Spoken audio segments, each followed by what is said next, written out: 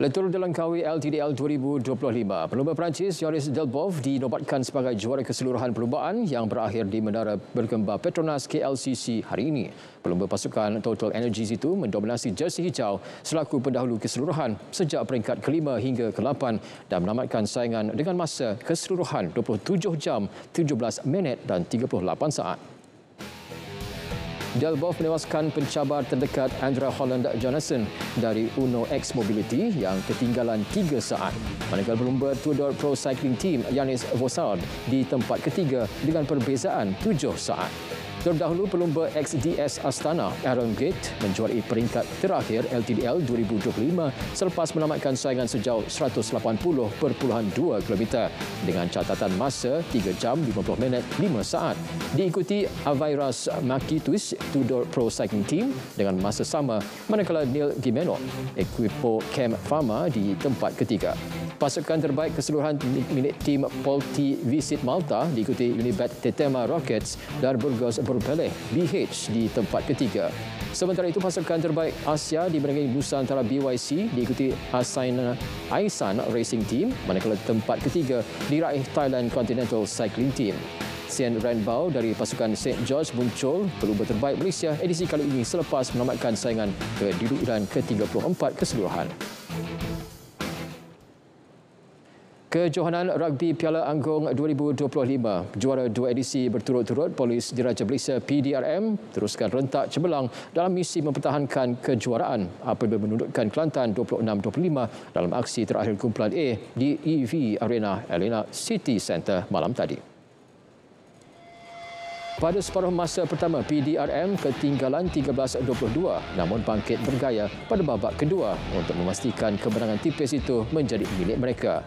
Kejayaan tersebut sekaligus mengukuhkan kedudukan PDRM di persada kumpulan A dan mengekalkan rekod kemenangan bersih sepanjang saingan peringkat kumpulan.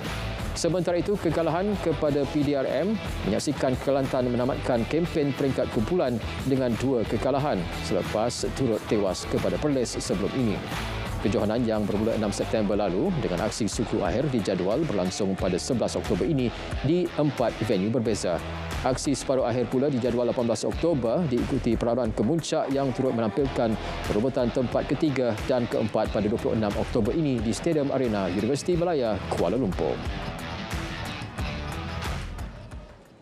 2 pemain remaja kebangsaan di bawah program pembangunan junior kebangsaan NJDP Persatuan Golf Malaysia MGA muncul juara dalam 2 kejohanan antarabangsa yang berlangsung serentak di Johor hari ini. Amar Aiman Muhammad Fauzi muncul juara keseluruhan kejohanan Singapore Junior Development Tour 2025. Kemenangan itu juga meletakkan beliau dalam ranking golf amatur dunia WAGR. Sementara itu, Maverick Chua pula menjuarai kejohanan Independent International Invitational 2025 dengan skor cemerlang 11 di bawah par. Kejayaan kedua-dua pemain itu mencerminkan keberkesanan program NJDP MGA dalam melahirkan generasi pelapis atlet golf negara.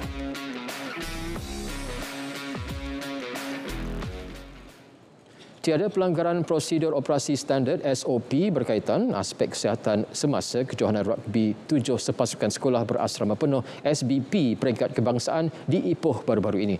Exco Pendidikan Pengajian Tinggi Belia dan Sukan Perak, Khairuddin Abu Hanifah berkata, garis panduan tersebut ditetapkan oleh Kementerian Pendidikan Malaysia dan telah dilaksanakan oleh pihak penganjur mengikut ketetapan sedia ada.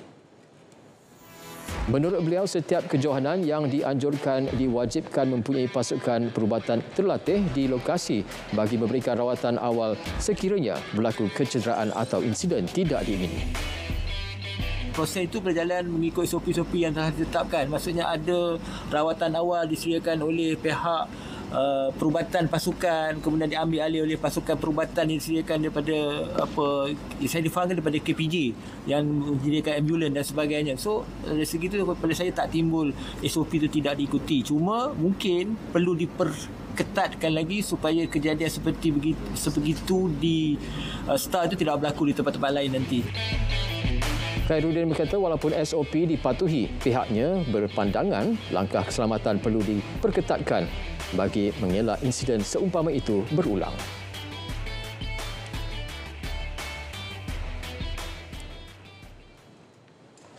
Sekian berita berdana. Malaysia Madani, rakyat disantuni. Assalamualaikum.